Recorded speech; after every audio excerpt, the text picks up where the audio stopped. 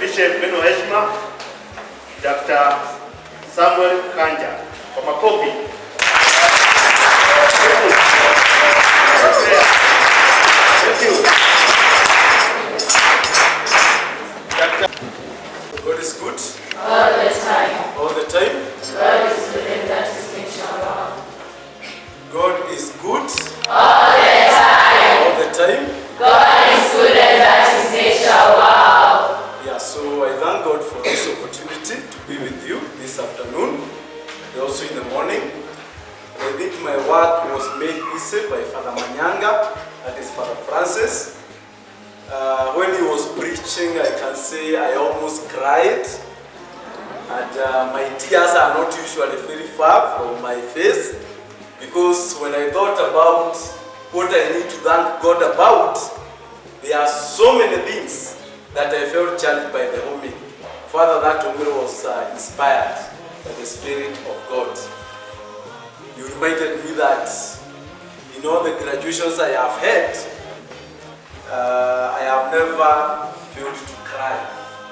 Because sometimes you look at the people in front of you, you look at the journey you have come from, and you just see the face of God in your success.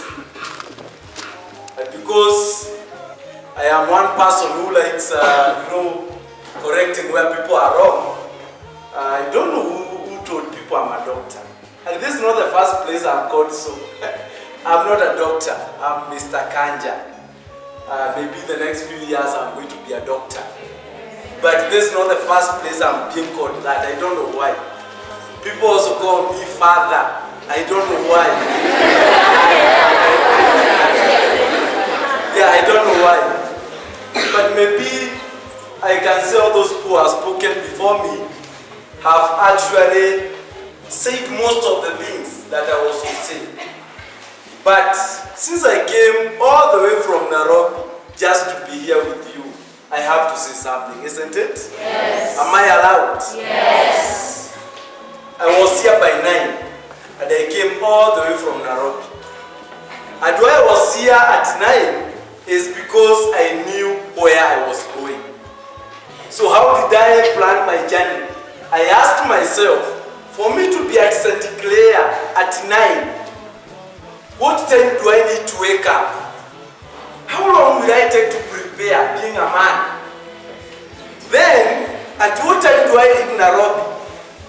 Then I know I'm going to take some fuel somewhere. I'll take those 10 minutes or so. All those things I did because I knew where I was going. And that's why today I am here and I arrived in good time. But what is the most important thing today is that we are thanking God. In one of my books, there is one chapter that I say, appreciation is the oasis of life. Without appreciation, you cannot even appreciate your beauty. And Sister Eileen, and all the people who have made it possible for us to come here today, I think it's a story. We didn't get a 9.6 for us to come here. 7.5 is not even excellent, but we are thanking God. We are thanking God because we cannot wait to get a 10 for us to come here and make merry. For me, I believe the best way to celebrate your life is to enjoy every movement you are moving forward. How poor is it that you are in Form 1 and you are waiting to thank God only after KCSE? How sure are you that you are going to see that time? God forbid that anything happens. We must make every day a Thanksgiving day. There are many things you can thank God for. And as I thank God, I'll just take you through my own personal story. I'll cut most of the parts because it's worth a whole book. You see me here in this suit. I was not born wearing suits. I think the first suit even my father wore was the suit I gave him after it was shot on me. I remember going for my interview for my first job as an auditor. I couldn't afford a suit. I went with a trouser and a shirt and a very old tie. Not because I wanted to go like that. I felt ashamed when the HR asked me, why were you not in a suit? I had to go for confession because I lied that I had a coat. When you see these parents here, it has taken the grace of God. When you see yourself here in school, it has taken the grace of God. Most importantly, when you see yourself in a private school, it has taken the grace of God. It is a privilege, it's not a right. If your mother or father said you are not going to go to school, there is no power even the government has to force them to take you to school. They may be jailed, but if they say they will still not take you, they will remain in jail until you don't go to school. This is not a right. It's a privilege that God has given. For you to have pocket money, for you to be taken to a supermarket and your mother tells you, take what you want. I was not privileged to have such parents. My mother has never taken me. For me, I didn't school like Father Manyanga. Me, I'm a bit younger. So I was schooling when there was supermarkets. My mother has never taken me to a supermarket. After class 8, from a very, very local primary school, we used to walk barefoot. Jiggers were everywhere. The issue was not if you have jiggers or not. The issue was to what extent are they in your body. At least for me, it was not that bad. My brother was even worse. My other classmate who I've never forgotten was even like the worst. You people, you don't even know maybe what you call lice. You just see the name in books. Lice ile kichwa. In our place they were there. We didn't have the kinyozi. So ulikuwa unanyoroa na makazi. And when they did that, they had to use some Molo. So that those eggs of those lice, they don't hatch again. Or they don't give birth. But we still make it because you don't need everything for you to succeed. I got 372 marks in class 8 from that local primary school, where most of the teachers, even themselves, they didn't know how to teach in English. I remember some of them used to teach us in mother tongue. Not because they didn't know, but that's the only way we would understand. The school that I was admitted, Chiga Boys, was my favorite. It was a provincial school that time. But because of money, I could not go to that school.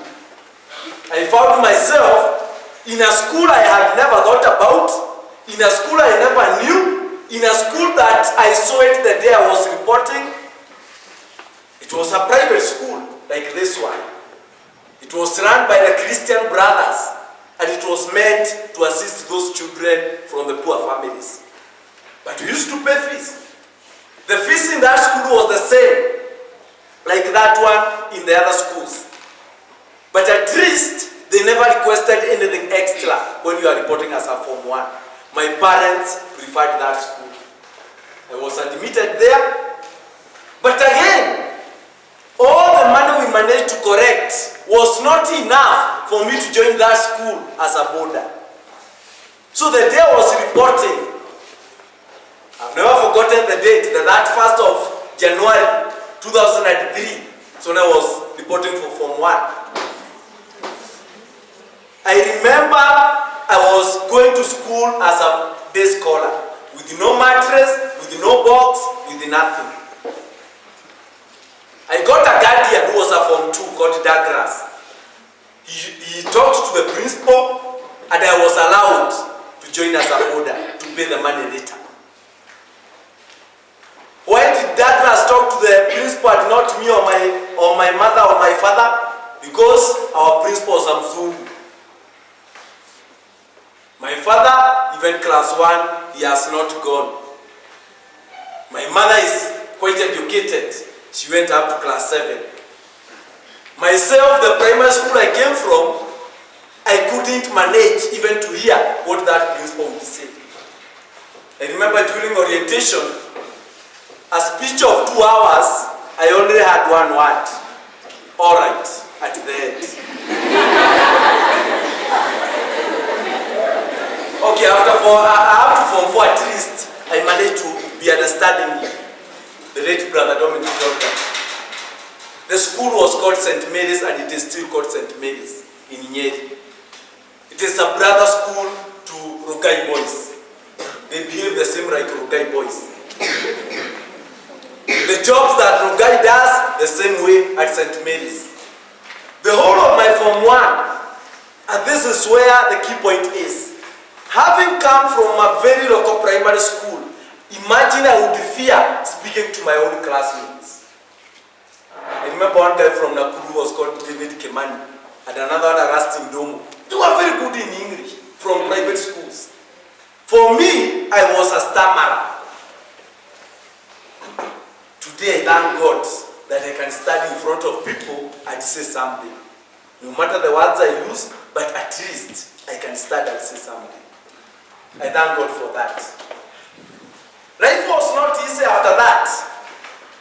My father was employed somewhere. He was getting 2,000 per month for more than 21 years, up to the time I was a third year in the University of Nairobi.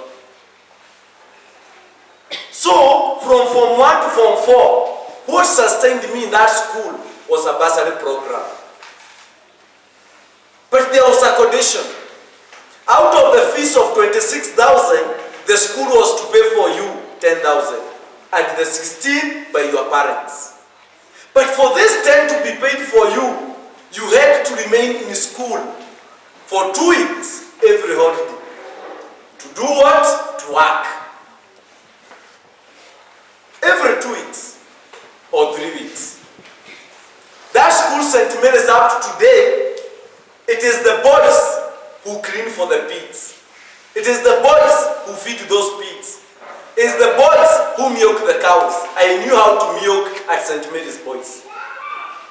In our home, up to today, we don't have a cow.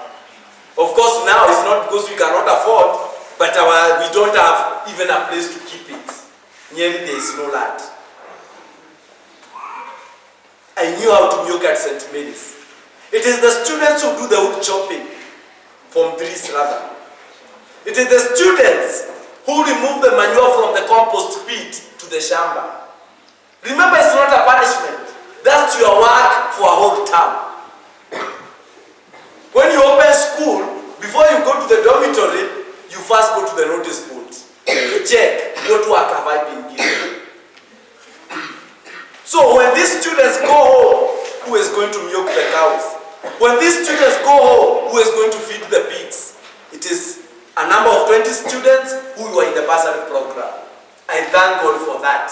That is what made me to be the person you are seeing here today.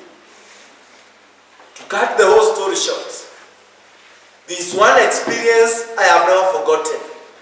When I was in Form 3 that time, my father, Mr. Kanja, because Kanja is my son, came to pay my fees with 400 shillings. And the fees balance at that time was 12,300.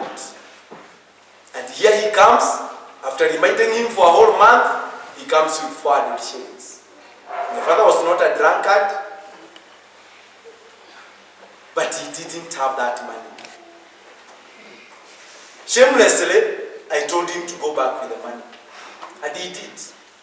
Because I couldn't imagine taking to brother that amount. After 2 weeks, he comes with 1,500. And I was used to that. Those were my parents. Many times I went back to school without pocket money. God is my witness.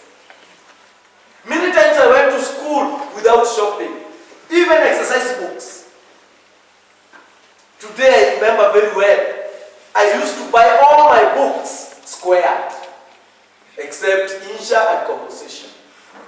Do you know why? Because you can write even at the top. We never used to be given exercise books.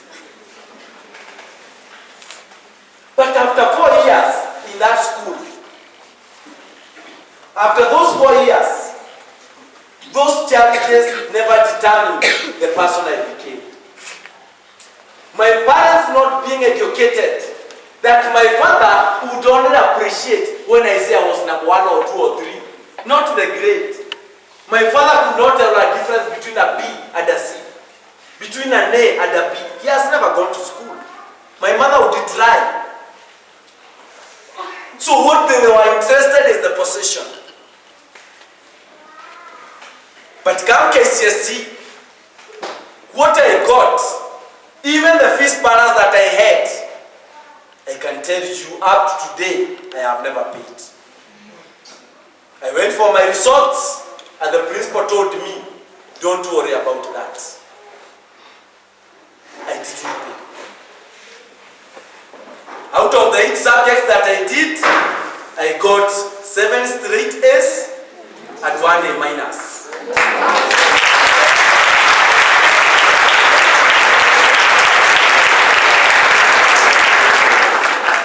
Even in the English that I was a stammerer in Form 1, that is the only subject I got an A minus. And we were only 3. And even the people I was fearing to speak to, they didn't get that A minus in English. Students, you can transform your life. Today I'm not here because I know anyone in this place. Can surprise you. I know your sister, the principal, today. I saw her in the office today. At most of the places I go to speak, I go without knowing the people I'm meeting. I'm not here because I paid someone something to fix me. I'm here because of the merit and the retro things that I do. And that's why I thank God. You don't need to come from the best family. You don't need your father or your mother to be educated for you to get the education. Sometime back, education was for the poor. These days, education is not only for the daughters and the sons of peasants. Education is for everyone. And I can tell you, without education, life will be very hard. Even if you become a businessman, a business lady, without education, it is not going to be easy. Even a housewife, without education, it is not going to be easy. I'm so happy that today we are celebrating the success of these young ladies here. At least they have made one step. And students, I can tell you, it should be a challenge to you. You can inherit what your parents have, but you can never inherit their success. You can never.